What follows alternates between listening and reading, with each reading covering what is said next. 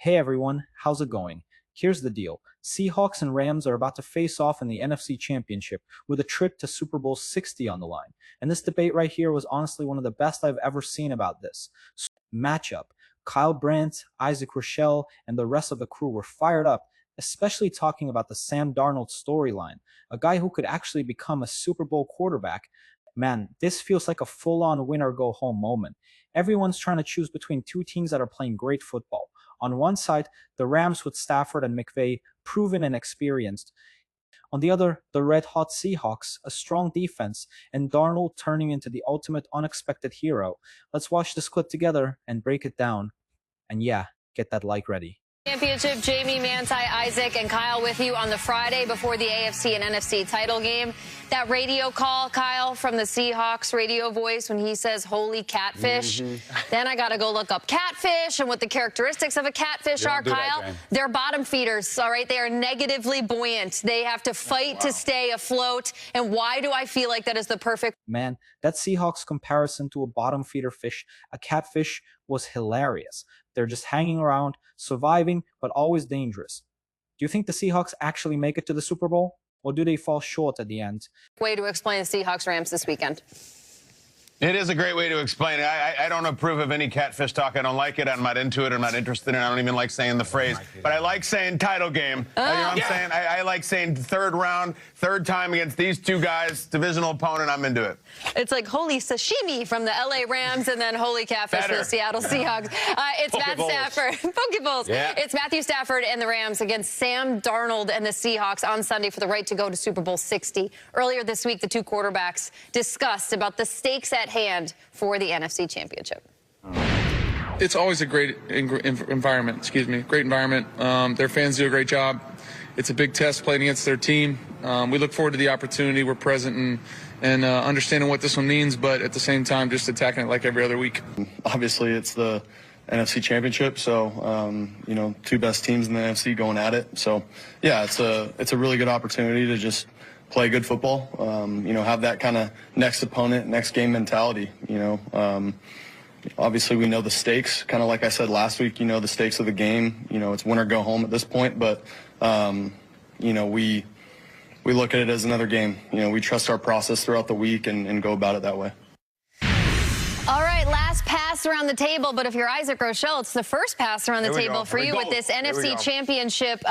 Here you go, Isaac. Unload the bag. I also have my whiteboard in front of me. We've been documenting our picks, so whenever you feel like after you just tee off on this game, you want to let us know who you think you're going to win, go right ahead. And my penmanship is going to get put to the test. Well, I do it for you. Yeah, okay, well, you can put down Seattle Seahawks. Oh, okay. I'm super excited about it. There it is, Isaac going all in, saying this game belongs to Sam Darnold.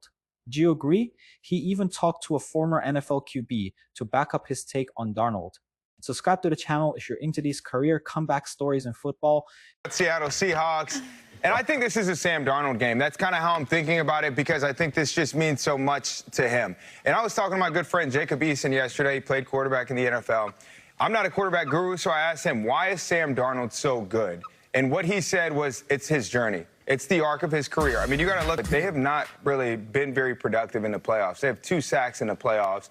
And if you look at how he's played when he's played poorly against the Rams, he's been getting tore up. As any quarterback would, they don't play as well when they get tore up. He, in particular, has been. So I think, again, all this experience leading up to this moment, it's his game. If he wins and plays well, like I know he will, the narrative around him is going to be a lot different. So this is a Sam Darnold game. Throw the Seahawks on the board. You got it. I got you. I got you. Start us off right, Isaac. I love it. Now, everybody knows that I have been high on the LA Rams, a team that plays next door since, I think, March of last year. So I love everything about the Rams. But when I watch this matchup, they're so evenly matched. It's strength versus strength. Number 1 offense versus number 1 defense. But then also weakness versus weakness. You have the Rams rush defense, you know, to Isaac's point. They haven't been really good the past few weeks, and then you got the Seahawks and the turnovers.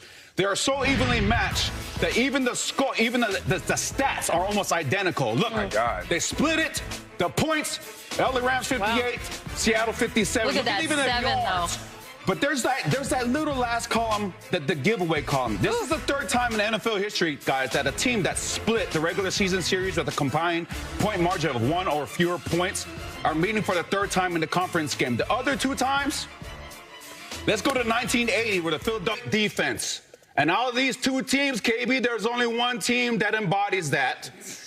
And I got the Seattle Seahawks, yes, sir. KB. I'm going to Seahawks as well. 2 for 2 for the Seahawks, yes, This is good, and I understand the vibe, and I understand all the reasons.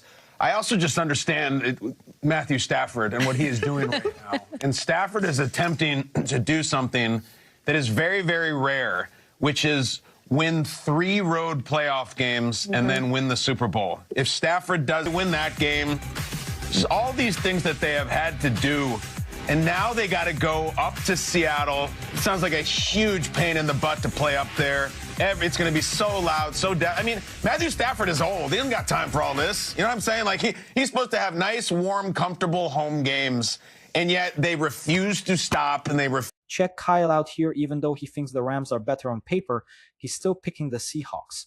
Is that bold or just crazy? Drop a comment and tell me where you stand. Rams experience or Seahawks magic vibe?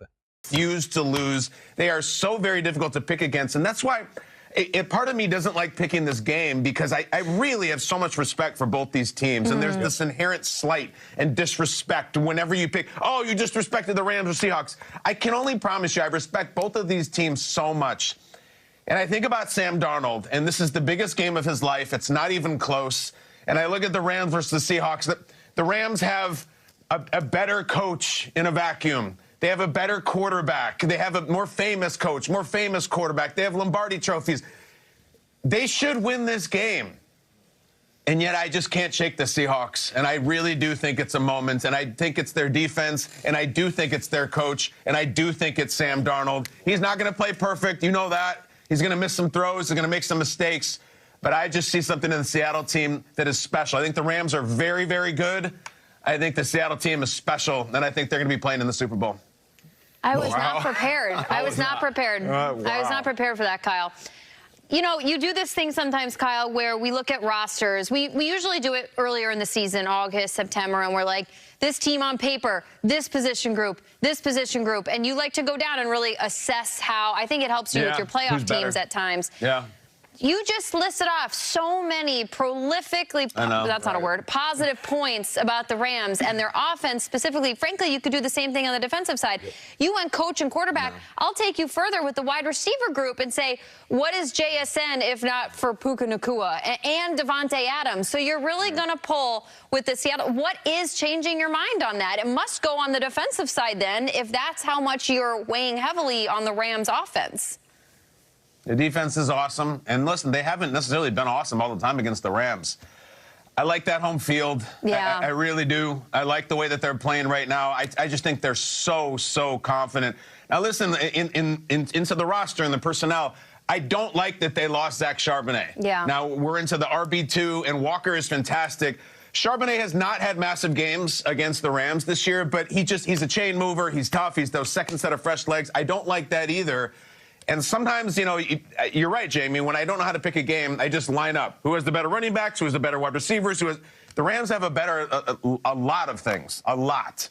I just like the Seahawks team at home. I think it's a very, very close game that comes down. Listen, I've seen a lot of weird playoff games in that stadium, a lot. You know, ask the Packers about it. Ask the 49ers about it. Strange things happen up there in the PNW. They really do when it's cold at night. And I've seen teams that have better teams on paper than the Seahawks and go in there and lose. And unfortunately for the Rams, who I love, and I'll say it again, McVay's the best coach in the league. I think that will happen to them. Yeah, I want to echo exactly what KB just said, because that was the situation I was in, Jamie. Like everybody knows, I was really, really high, and I still am high on the LA Rams. And this was a very difficult decision to make. But for me, when I watched the Seattle Seahawks, it was a team that was just, they call it clicking on all cylinders, right? In the playoffs, that defense, the run game, and off of that run game, Sam Darnold really settling in. They threw the ball 17 times, ran it 33. Like, that is a recipe that Clint Kubiak wants to have, and then you add that to the defense that they have, and then, oh, by the way, they have Rashid Shaheed in special teams that continues to change. So that was a hard decision for me to make. We love both teams, and it's going to be a great game. Listen, we're going to be playing in this weekend in Seattle will not be as difficult as it was last weekend in Chicago for a bunch of reasons. First of all, obviously the weather, the snow, the wind. That was like the biggest game for Chicago in a quarter century. That atmosphere in Chicago was absolutely nuclear, and they went in there and they endured it. These are not some deer in headlights Rams team. Matthew Stafford's seen everything. He's not going to be intimidated by Seattle because it's loud. But I just look, on a personal, seen Stafford and McVay before in a Super Bowl. That was really, really cool. They got that story and they won. Sam Darnold starting a Super Bowl is unfathomable. A year ago, 6 months ago, it's just, you couldn't even think of it. Mike McDonald, people don't know who he is. He's going to be coaching a Super Bowl.